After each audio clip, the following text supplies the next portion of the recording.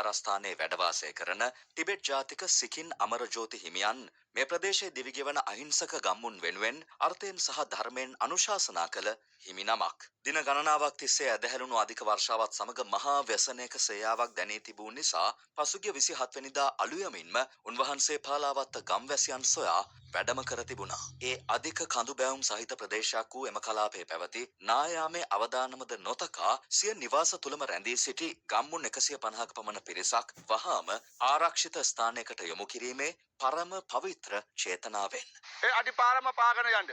උඩ පාරේ නැල්ලු, පිටින්ගොල පාරේ නැල්ලු. මහා පාර හැරිගෙන යනවා. මහා පාර හැරිගෙන යනවා. ගඩේ නගිටින්න, ගේ යට වෙනවා, ගේ යට වෙනවා. ගෙදර ගඩේ නගිටින්න.